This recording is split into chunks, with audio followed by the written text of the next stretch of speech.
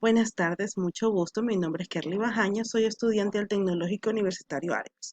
El día de hoy le vamos a hablar sobre la formación del psicomotricista con las compañeras Grey Mendoza y Milena Yanaya. Contarán quién es el psicomotricista. Es un profesional que se ocupa mediante los recursos de personas, cualquiera que sea su edad, desde la mediación corporal y su movimiento.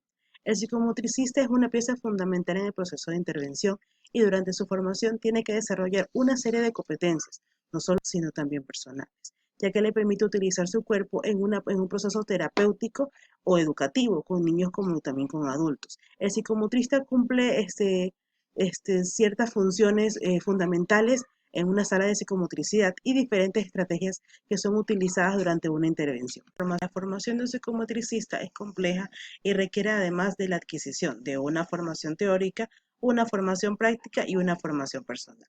Una formación teórica que incluye contenidos específicos de la psicomotricidad, como también técnicas de evaluación psicomotriz, bases metodológicas, técnicas con mediación corporal y materiales relacionados a la anatomía, neurología, psicología y pedagogía.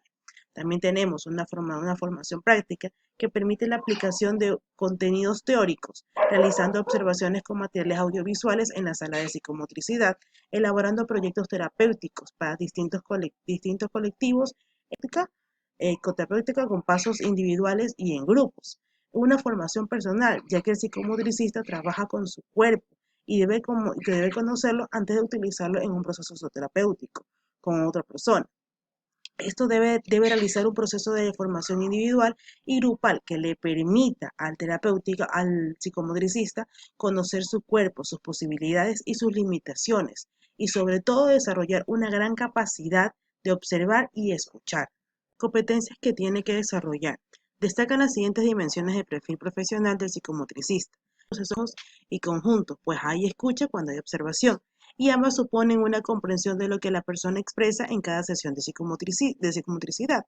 Es necesario pararse en la acción. Esta observación es fundamental que haya escucha entendido por tal capacidad de desconcentración del psicomotricista para poder situarse en lugar del otro, para poder también entender cómo se está sintiendo esa persona, cuál puede ser el sentido de su expresión, o también ofrecerle a partir de esta respuesta la ayuda para poder evolucionar mejor. También tenemos la expresividad de psicomotriz. Los principales medios de entrar en relación con las personas son el gesto, hace referencia al papel de la imitación y el comportamiento espontáneo de los niños entre ellos. El psicomotricista aprende a ralentizar sus gestos, a convertirlos en un lenguaje, quedando de espejo frente a su agresividad, su alegría y sus miedos. También tenemos la mímica y el rostro y del cuerpo. La voz es el mediador más arcaico que es percibido por el niño desde el quinto mes de vida intrauterina. Es necesario reflexionar sobre el tono y el volumen de nuestra voz. A veces el exceso de palabras y de tono pone de manifiesto la ansiedad del psicomotricista y otras veces también se hace necesario un cambio de tonalidad de voz para poder conseguir una mayor empatía y motivación. También tenemos la mirada, considerando que es una forma de comunicación. Las dimensiones en la mirada se articulan entre ejes: ver, ser visto y verse ver el espacio. Los objetos de ser visto, observado, donde el ojo es vivido como crítico, tolerante, complaciente y verse en el espejo es el otro, dentro de sí. A través de las distintas hace sentir a la persona su disponibilidad y escucha. La capacidad para utilizar diferentes estrategias de implicación. Algunas de ellas son más específicas y responden a diferentes momentos y juegos que se desarrollan en una práctica psicomotriz.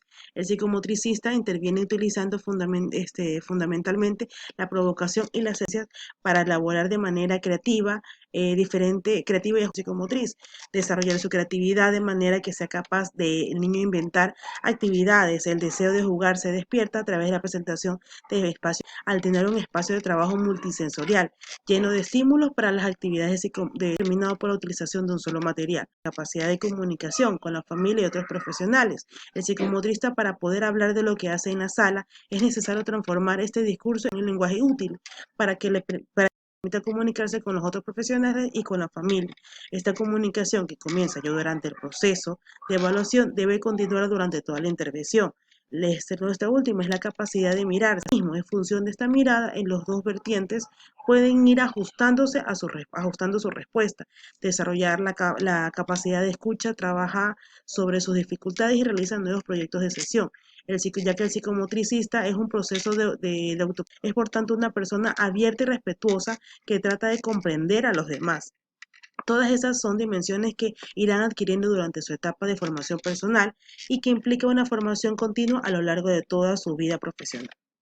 Según Aucouturier, que desempeña el psicomotricista en la sala de psicomotricidad. Aucouturier señala las funciones fundamentales que desempeña el psicomotricista en la sala. Escucha, no solo a lo que dice, sino a lo que se hace o cómo está con los demás. A la más mínima variación tónica. Hay escucha cuando hay observación, para ello es necesario situarse en la sala de manera que pueda ponerse en el lugar del otro, ser sensible a la emoción sin dejarse invadir por ella, acto terapéutico, como también observar que se está demandando intervenir una función en ello. Ser símbolo de ley y seguridad. El psicomotricista en la sala simboliza el orden y representa la ley. No se trata de imponer de forma rígida, sino de ir haciendo comprender progresivamente sus necesidades. La ley va única a la seguridad. Hay muchas cosas que están permitidas en la sala, pero dentro de un orden asegurador. La ausencia de un orden puede crear un clima. Tenemos el compañero simbólico. El psicomotricista participa en algunas ocasiones en la actividad, pero no es compañero más dentro del juego.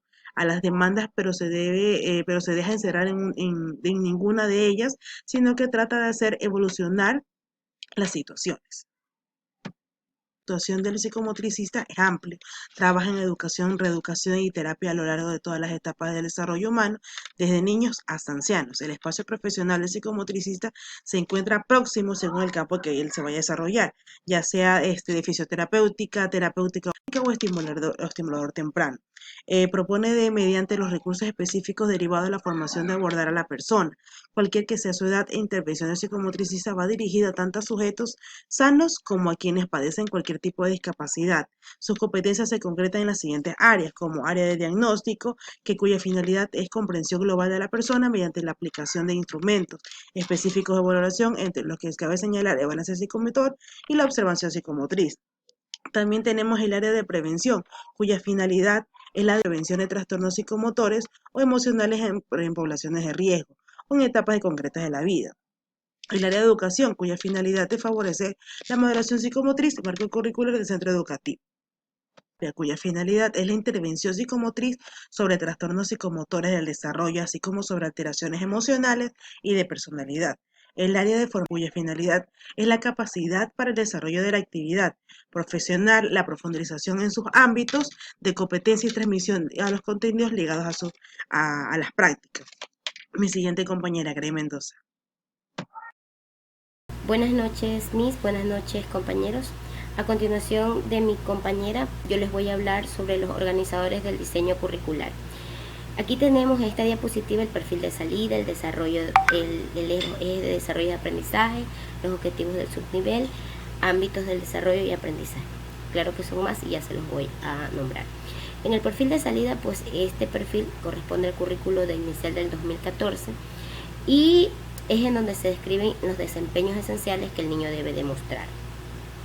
En los ejes del desarrollo son los campos generales donde el aprendizaje va de forma integral en cada niño y va orientado a las oportunidades de los aprendizajes que éste requiere. En los objetivos del subnivel, esto es lo que orienta las expectativas del aprendizaje que éste requiere alcanzar. En los ámbitos de desarrollo de aprendizaje son los espacios curriculares donde se derivan todos los ejes. Por ejemplo, aquí es cuando hablamos en estos subniveles, pues, de los rincones, todo lo que el niño desarrolla dentro del aula y va relacionado a cada ámbito. A continuación también tenemos en estos organizadores a los objetivos de aprendizaje, que son los que anuncian los logros y las destrezas que desea alcanzar, determinando la intención explícita de una secuencia en el medio de la acción educativa. En las destrezas, pues tenemos que son estas, pues son según el subnivel, son lo que el niño va a expresar. Responden a muchas interrogantes como qué deberían saber, de qué son capaces, qué es lo que el niño va a hacer. Estas destrezas son las que el niño debe de desarrollarlas y ser grabadas corresponden a la potenciabilidad de cada niño en su desarrollo según su evolución, según la edad, pues, ¿no? Y en la orientación metodológica, pues son los conjuntos de sugerencias didácticas que van con el fin de un proceso de enseñanza-aprendizaje que el niño va a desarrollar. Y en la orientación de los procesos evolutivos, pues el conjunto de sugerencias y técnicas que deben tomar oportunamente el docente para que el niño requiera mejorar en el proceso de enseñanza-aprendizaje. También tenemos a qué llamamos las caracterizaciones de los ejes de desarrollo. En estos ejes de desarrollo de aprendizaje son esenciales porque son los conectores que el niño va a ver dentro de cada subnivel, si es el 1 o si es el 2. Por ejemplo, aquí tenemos los más importantes, que son los ejes que el niño va a desarrollar: el desarrollo personal y social, descubrimiento natural y cultural, expresión de la comunicación, que son los que iniciando su etapa del subnivel 1 el niño va a desarrollar. Asimismo, tenemos en los ámbitos de autonomía, tenemos los ámbitos de identidad y autonomía, que el niño va a incrementar en el subnivel 2. Entonces van conectados con los ejes integradores y según el año que estos consideren. Recordemos que en el subnivel 1 hablamos de niños de 0 a 3 años y en el subnivel 2 de 3 a 4 años. ¿A qué llamamos caracterización de los ejes de desarrollo? Pues a todo lo que se integra dentro de este subnivel. Por ejemplo, en el eje de desarrollo personal y social, pues es el que integra las relaciones en el proceso, construye su identidad y el descubrimiento de sus características físicas. Y cómo ir poco a poco promoviendo durante su crecimiento. También tenemos los ejes de descubrimiento del medio natural y cultural, que es el eje que complementa el desarrollo de habilidades, de pensamientos y que permite que el niño construya su conocimiento. Y en el eje de la comunicación del entorno, de expresión y comunicación, pues es lo que el niño, cómo se va a expresar, cómo consolida su lenguaje y la capacidad para comunicarse con otros. Y en el eje del desarrollo personal y social, pues es el eje integrador, donde va relacionado con procesos de construcción de su identidad, descubriendo todas las características que desarrolla en los diferentes espacios con autonomía, en todas las acciones que él desarrolla con confianza.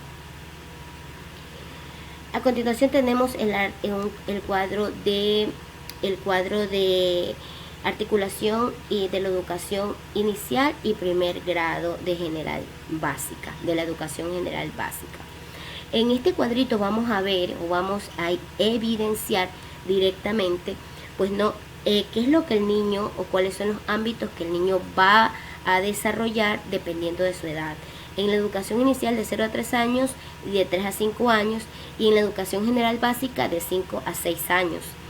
Los ejes que se van a desarrollar aquí y se van a aplicar son los ejes de desarrollo personal y social, el eje de descubrimiento del medio natural y cultural y el eje de la expresión y comunicación.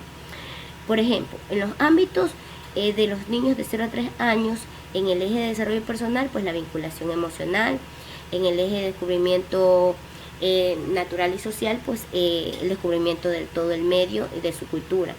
En la expresión de comunicación manifiesta el lenguaje verbal y no verbal y la expresión del cuerpo y motricidad. De 3 a 5 años el niño ya relaciona su identidad, tiene más autonomía, el eje de convivencia, relación del medio natural y social, ya ve también las relaciones lógicas matemáticas, la comprensión y expresión del lenguaje, expresión artística y expresión cultural. Como ven, pues va en una secuencia de desarrollo. En la educación general básica, los niños de 5 a 6 años, pues ya ven el ámbito de identidad y autonomía, convivencia, cumplimiento de comprensión del medio natural y cultural, relación lógica matemática, comprensión y expresión de oral y escrito. O sea, ya aquí cambia de un lenguaje verbal y no verbal a ya comprender la expresión oral y escrita, la comprensión expresión artística y la comprensión corporal. A continuación les voy a explicar de forma breve los cuadros del objetivo de destrezas por ámbitos, que manifiestan los ámbitos de dos ámbitos nada más. En este caso vamos a tomar los ámbitos de lenguaje verbal y no verbal en el subnivel 1 y expresión cultural y motricidad en el subnivel 1, y en el subnivel 2 pues ahí tenemos la variación, como ya se los nombré, en la exploración del lenguaje, en la comunicación, en la expresión del lenguaje, y también tenemos la exploración del cuerpo y motricidad. A continuación les voy a hablar sobre estos dos ámbitos en el subnivel inicial 1. Tenemos por ejemplo el ámbito de exploración del cuerpo y motricidad, en donde su objetivo de este ámbito es que explora los movimientos del cuerpo, permitiendo su desarrollo y habilidad motriz en las acciones coordinadas. Inicia con un proceso de estructura de su esquema corporal. O sea, un niño, ya son niños de 0 a 3 años, de 1 a 2 años, que de 2 a 3 años, que llevan un proceso de orientación y va equilibrando su parte o su cuerpo en la parte motriz. En este caso vamos a ver solo la motricidad gruesa. Por ejemplo, un niño, un objetivo de ellos es que el niño ya se desplace en su motricidad gruesa, alcanzando niveles de crecimiento corporal. Es decir, va creciendo. De 6 meses, un niño que va recién, que en la destreza va aprendiendo rotaciones, flexiones, expresiones, balanceos. De 6 meses a 1 año, pues ya la destreza utiliza algunas formas de desplazarse, se acerca a un objeto para poder apoyarse, ¿no? Y de 1 a 2 años pues ya camina con mayor estabilidad, no total, pero sí se desplaza a otros lugares, ¿no? Y de 2 a 3 años pues ya es un niño que camina con seguridad. Y en los ámbitos del lenguaje verbal y no verbal, pues ahí también tenemos el objetivo de este ámbito, que es que el niño y la niña exprese, desarrolle su lenguaje verbal y no verbal con las manifestaciones de sus necesidades, con el fin de comunicarse e incrementar su capacidad. ¿Qué hace un niño de 6 meses? Pues la destreza, que comprende ya órdenes sencillas y relaciona gestos. De 6 meses a 1 año, pues expresa ya las necesidades utilizando algún objeto o imita un gesto. Y de 1 a 2 años, pues comunica sus deseos con sentimientos y emociones a través de los gestos y movimientos. Y ya de 2 a 3 años, pues ya incrementa su comunicación, ya aplica mediante gestos, mantiene una conversación simbólica con una persona o mediante juegos, y etcétera. Ahora vamos a ver los ámbitos del subnivel 2, el ámbito de comprensión y expresión del lenguaje. Ya les mencioné que a diferencia del subnivel 1, aquí ya va desarrollada el lenguaje verbal y no verbal en un cierto nivel, acá lo va a reforzar. Entonces, porque su objetivo dice que aún desarrolla su lenguaje verbal y no verbal, pero expresa de manera educativa sus ideas, sus pensamientos, sus acciones, sus emociones. Y por ejemplo, de 3 a 4 años, una de las destrezas es que participa en conversaciones ya cortas. Y de 4 a 5 años, pues participa en conversaciones complejas y logra manifestar lo que él quiere. Y en el ámbito de comprensión y expresión de cultural del medio, pues explora su cuerpo. El objetivo es que ya explore los diferentes movimientos de su cuerpo y desarrolla la habilidad motriz gruesa y también ya la fina. Ya es un niño que pasa de que ya conoce su cuerpo, coordina movimientos, esas son unas de las destrezas, y ya empieza a utilizar la pinza digital, que es la motricidad fina, a desarrollar su motricidad fina para poder ya escribir y entender su lenguaje tanto oral como escrito. Muchas gracias. A continuación mi compañera. Muy buenas noches, mi nombre es Melanie Yaco, soy de la carrera de Educación Inclusiva. Les voy a hablar sobre la metodología del juego-trabajo. ¿En qué consiste? Esta metodología consiste en organizar diferentes espacios o ambientes de aprendizaje, denominados rincones, donde los niños juegan con pequeños grupos realizando diversas actividades. Se trata de una metodología flexible que permite atender de una mejor manera la diversidad del aula y potenciar las capacidades e intereses de cada uno.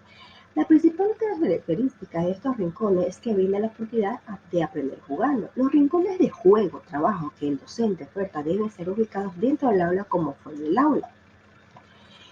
Proporciona material motivador que despierta el interés de los niños. En los rincones que se sugiere estructurar podemos encontrar el de lectura, el de construcción, el de hogar, el de arte, el de ciencias, el de agua, el de arena, entre otros. Para que el juego en los rincones cumpla con su intencionalidad pedagógica, la mediación del profesional, del docente, es muy importante. Debe ser una mediación de calidad y asumir diferentes formas de interacción.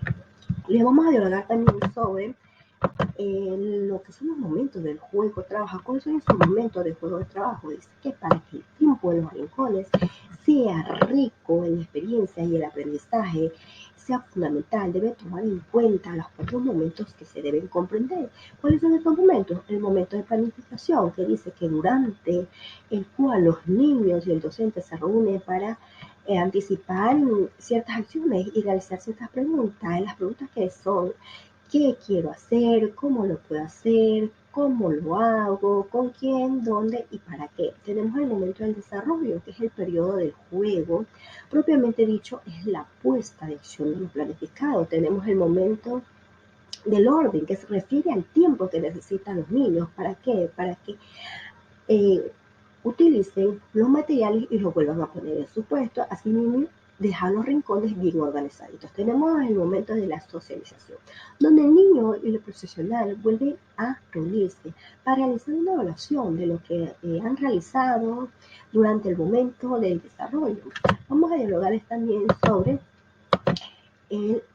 la experiencia de aprendizaje. ¿Cuál es esta experiencia de aprendizaje? Esta experiencia de aprendizaje en el currículo de educación inicial lo define como unas experiencias de aprendizaje como el conjunto de vivencias y actividades diseñadas por el docente. ¿Pero para qué? Para formar desde las edades tempranas a personas capaces de indagar, explorar, experimentar y hacer hipótesis, potenciando un pensamiento lógico que les permita desarrollar las capacidades intuitivas y creativas para que de esta manera construyan su conocimiento a partir de sus experiencias y vivencias. Estas experiencias tienen ciertas características. ¿Cuáles son estas características? Es garantizar la participación activa de los niños, respetar el ritmo de aprendizaje, ya que sabemos que cada niño aprende en tiempos distintos y diferentes estilos.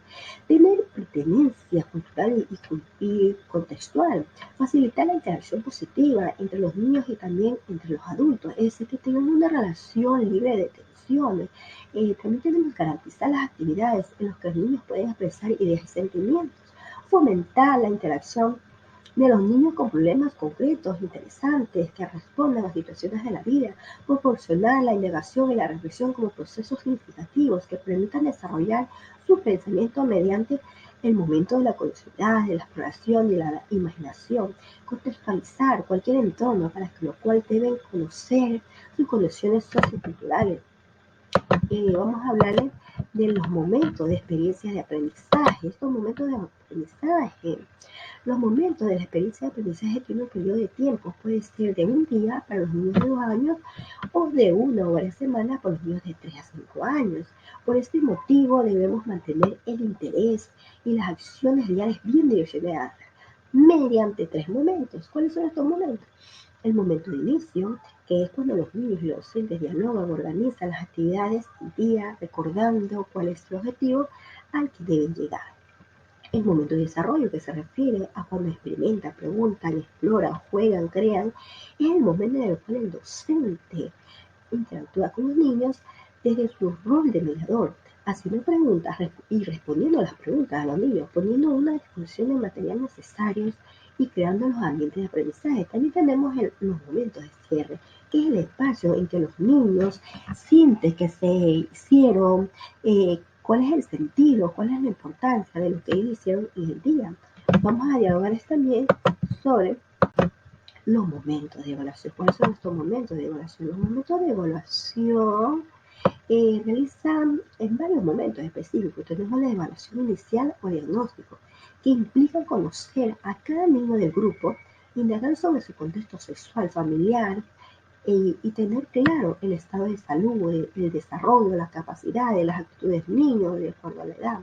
Tenemos la evaluación de proceso, que es continua, permanente y permite obtener información sobre los niños, los avances que ellos tienen, sobre su desarrollo de aprendizaje y detectar cualquier dificultad que encontremos para así poder reorientarlos a las acciones educativas. Tenemos la educación final.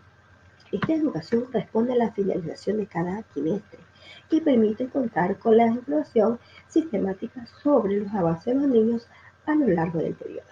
Tenemos las técnicas de evaluación, que son las que permiten obtener información de lo que deseamos conocer, ya sea en el proceso de desarrollo, de aprendizaje de los niños, su contexto familiar y social, los gustos, los intereses, etc. Las técnicas para ese nivel educativo pueden ser la entrevista, que se realiza a los padres de familia o a los adultos que están a cargo de los niños.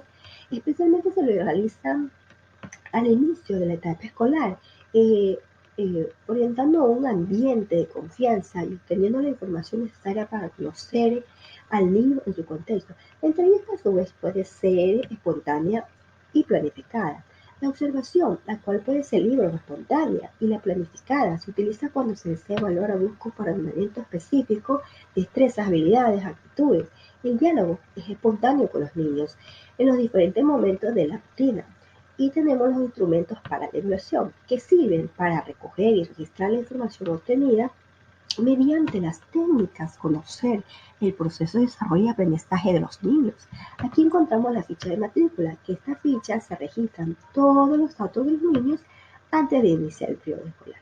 Tenemos los datos personales, que es el nombre, apellido, fecha, nacimiento, lugar de nacimiento, dirección, etc. También tenemos los datos familiares, que es el nombre de la mamá, teléfono, dirección, email, qué lugar ocupa entre los hijos, etc. Tenemos los antecedentes educativos, que es el centro educativo del que proviene, alguna observación que queremos hacer, los datos del embarazo y nacimiento, los problemas en el embarazo, si fue parto normal, si fue cesárea, si fue sufrimiento fetal, nacimiento atérmico, prematuro.